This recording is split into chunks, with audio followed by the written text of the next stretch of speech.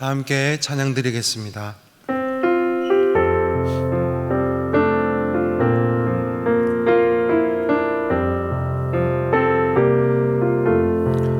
내 영혼이 은총이 중한 죄짐 벗고 보니 슬픔 많은 이 세상도 천국으로 하노다. 할렐루야 찬양하세. 내 모든 죄 사함받고 주 예수와 동행하니 그 어디나 하늘나라 주의 얼굴 뵙기 전에 멀리 뵈던 하늘나라 내 맘속에 이루어지니 날로 가깝도다. 할렐루야 찬양하세. 내 모든 죄 사함받고 주 예수와 동행하니 그 어디나 하늘나라 높은 산이 거친 들이 조막이나 궁궐이나 내 주 예수 모신 곳이 그 어디나 하늘나라. 할렐루야 찬양하세.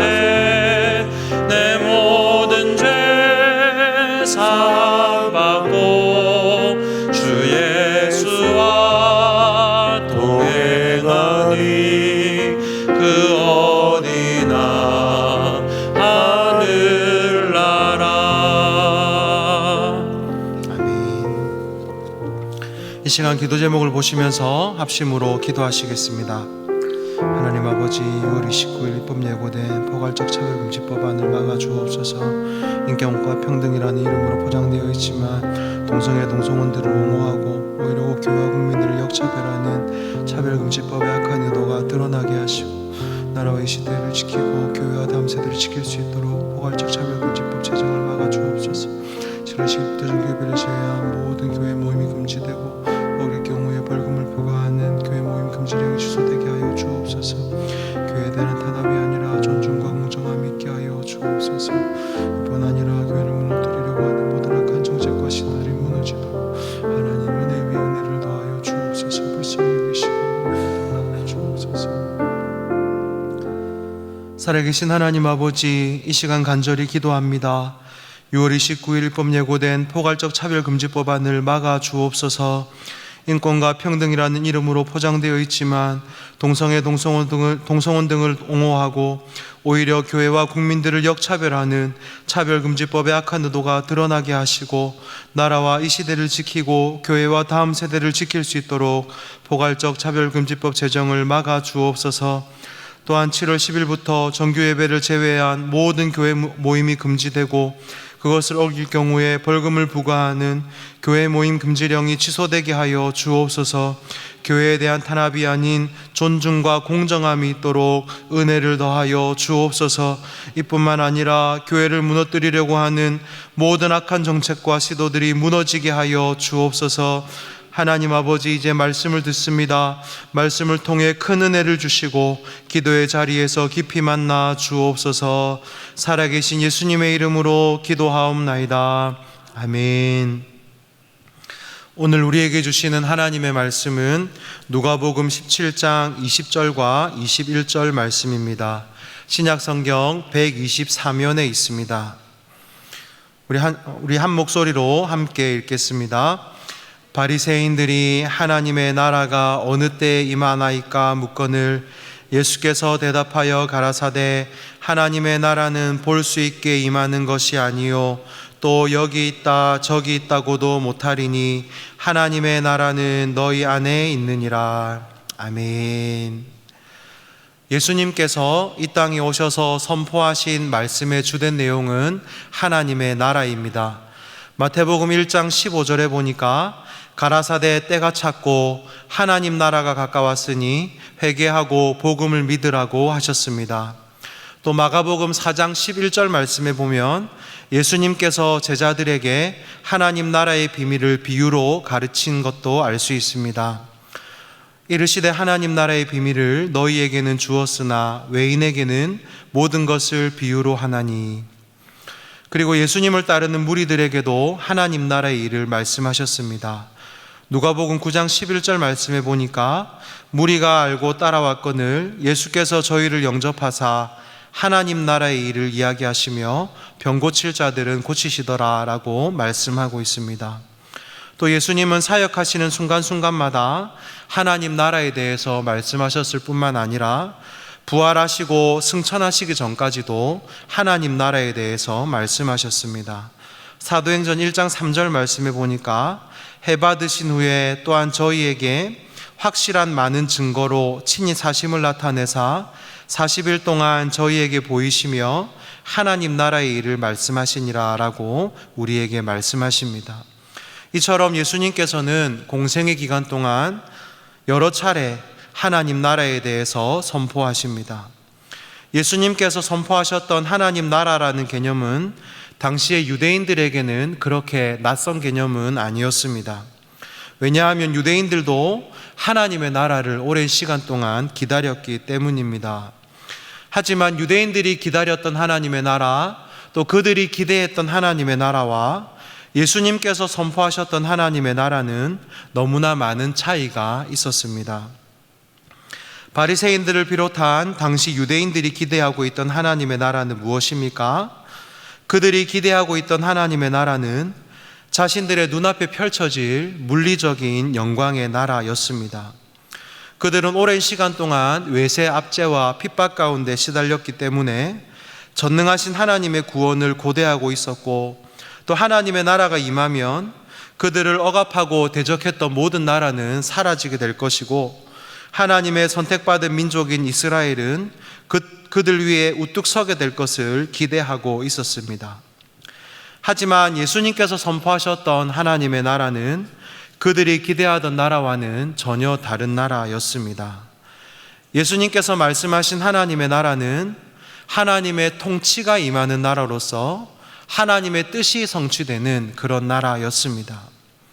바리새인들이 기대하던 눈에 보이는 어떤 나라, 자신들을 정치적으로 해방시켜주는 그런 나라가 아니었습니다. 오늘 함께 읽었던 본문 말씀 앞에 보면 예수님께서 10명의 나병 환자를 고쳐주시는 장면이 나오고 있습니다. 당시의 나병은 부정하게 여겨지는 병이었고 전염성이 강했기 때문에 나병에 걸린 사람은 공동체로부터 격리되어 살아야 했습니다. 레위기에 나오는 나병 환자의 규례를 보면 이들은 옷을 찢고 머리를 풀었어야 했는데, 이것은 죽은 자를 애통할 때 하는 행동으로 나병 환자는 자신을 죽은 자로 간주해야 했습니다. 또 이들은 윗입술을 가리고 자신을 향하여 부정하다고 계속해서 외쳐야 했습니다. 또한 나병에 걸리게 되면 진 밖으로 나가 격리된 채 삶을 살아야 했습니다. 이렇게 하나님께 저주받은 자들이라고 여겨졌던 이런 사람들을 고쳐주시는 예수님의 모습을 보면서 바리새인들은 예수님이야말로 그들에게 하나님의 나라를 선물해 줄 메시아라고 생각을 했을 것입니다. 다시 한번 바리새인들은 그들이 꿈꾸던 하나님의 나라를 기대하면서 예수님이 그 나라를 회복시켜 주실 것을 기대했던 것입니다. 그래서 오늘 20절 말씀에 보면 예수님을 향하여 바리새인들이 하나님의 나라가 언제 임하는지를 묻습니다. 누가복음 17장 20절에 이렇게 말씀합니다. 바리새인들이 하나님의 나라가 어느 때에 임하니까 묻거늘이라고 말씀합니다. 바리새인들은 하나님의 나라가 언제 도래하는지에 대해서 궁금했습니다. 바리새인들에게 이것보다 더 중요한 것은 없었습니다. 그들의 눈앞에 성취될 위대하고 웅장한 하나님의 나라를 기대하였고, 또 나병 환자를 고치시고 많은 기적들을 행하시는 예수님을 바라보며 하나님의 나라에 대한 기대가 그 어느 때보다 고조된 것도 사실입니다. 그러나 하나님의 나라가 언제 임하는지 그 시기를 궁금해하는 바리새인들에게 예수님은 전혀 다른 대답을 하십니다. 오늘 읽었던 말씀 20절과 21절 말씀을 함께 읽겠습니다. 바리새인들이 하나님의 나라가 어느 때에 임하니까 묻거늘 예수께서 대답하여 가라사대 하나님의 나라는 볼 수 있게 임하는 것이 아니요 또 여기 있다 저기 있다고도 못하리니 하나님의 나라는 너희 안에 있느니라. 바리새인들은 하나님의 나라가 언제 임하는지를 물었지만 예수님은 언제에 대한 말씀보다 그 나라가 어떻게 오는지에 대해서 말씀하십니다. 하나님의 나라는 볼 수 있게 임하는 눈에 보이는 그런 나라가 아니라고 말씀하셨습니다. 또한 여기 있다 저기 있다고도 할 수 있는 눈에 보이는 형태의 것이 아니라고 말씀하셨습니다. 그러면서 예수님은 말씀하셨습니다. 하나님의 나라는 너희 안에 있느니라. 하나님의 나라가 너희 안에 있다는 이 예수님의 말씀은 이미 하나님의 나라가 와 있다는 말씀입니다. 바리새인들은 아직 하나님의 나라가 오지 않는 것으로 생각하고 있었지만 예수님은 하나님의 나라가 이미 도래했음을 선포하시는 것입니다. 예수님께서 이 땅에 오심으로 말미암아 이미 하나님의 통치가 시작되었고 하나님의 나라는 이미 임했다고 말씀하시는 것입니다. 이것을 우리는 하나님 나라의 현재성이라고 말합니다. 사랑하는 성도 여러분, 하나님의 나라는 죽어서 가는 어떤 나라로 우리가 많이 알고 있지만 하나님의 나라는 죽고 다시 살아서만 가는 장소적인 개념만이 있는 것은 아닙니다. 오늘 예수님의 말씀에 의지해서 우리의 삶 가운데 하나님의 나라가 통치하는 곳은 그것이 어떤 곳이든지 모두가 하나님 나라인 줄로 믿습니다. 우리의 삶에 하나님의 주권이 선포되고 우리의 삶에 또 내가 속한 모든 곳에 하나님의 통치가 있다면 그것이 바로 하나님 나라인 줄 믿습니다. 그러므로 우리는 생각해 보아야 합니다. 정말로 내 삶 가운데 하나님의 나라가 임하였는가? 나는 내 삶 가운데 누구의 통치를 받으며 살아가고 있는가? 나는 하나님의 통치를 받는 사람인가? 진정한 내 삶의 주인은 누구신가? 이것을 날마다 고민하고 생각하며 살아야 할 것입니다. 사랑하는 여러분, 우리의 삶에 하나님의 통치가 있고 또 하나님을 내 삶의 주인으로 모시고 살아간다면 우리에게 주신 하루하루 매 순간 매 순간이 하나님의 나라인 줄 믿습니다. 이 하나님의 나라, 하나님의 통치가 여러분의 삶 가운데 충만하기를 간절히 소망합니다. 오늘 우리가 함께 불렀던 찬송가 495장 3절 말씀에 보니까 이렇게 기자는 고백하고 있습니다. 높은 산이 거친 들이 초막이나 궁궐이나 내 주 예수 모신 곳이 그 어디나 하늘나라.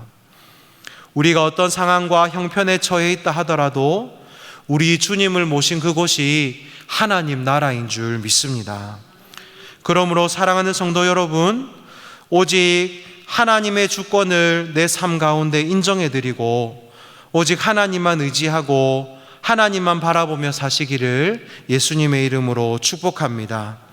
그리하여 여러분의 삶 가운데 위대하신 하나님의 나라가 풍성히 임하고 그 하나님의 나라를 날마다 누리며 승리의 삶을 살아가시기를 우리 주님 예수님의 이름으로 축복합니다. 우리 함께 기도 제목을 읽으시면서 기도하시겠습니다. 하나님 아버지, 우리 삶에 하나님의 임재와 통치가 있는 모든 것이 하나님의 나라인 줄 믿습니다. 내 삶의 모든 주권이 하나님께 있음을 기억하고 하나님의 통치에 순종하며 하나님께 영광 돌리는 삶을 살게 하여 주옵소서. 우리 함께 기도하시겠습니다. 하나님 아버지, 감사합니다. 오늘도 말씀을 주셔서 또 말씀을 통하여 우리 삶의 하나님의 나라를 다시 한번 생각하게 하시니 감사합니다. 우리 삶에 하나님의 임재와 통치가 있는 모든 곳이 하나님의 나라인 줄 믿습니다. 하나님, 내 삶의 모든 주권이 하나님께 있음을 기억하고 하나님의 통치에 순종하며 하나님께 영광 돌리는 삶을 살게 하여 주옵소서. 하나님 아버지, 우리 삶에 하나님의 임재와 통치가 있는 모든 곳이 하나님의 나라인 줄 믿습니다. 내 삶의 모든 주권이 하나님께 있음을 기억하고 하나님의 통치에 순종하며 하나님께 영광 돌리는 삶을 살게 하여 주옵소서. 살아계신 예수님의 이름으로 기도하옵나이다. 아멘. 계속해서 담임 목사님과 교회, 나라와 민족과 선교사님을 위해 기도하시고 기도회를 마무리해 주시기를 바랍니다.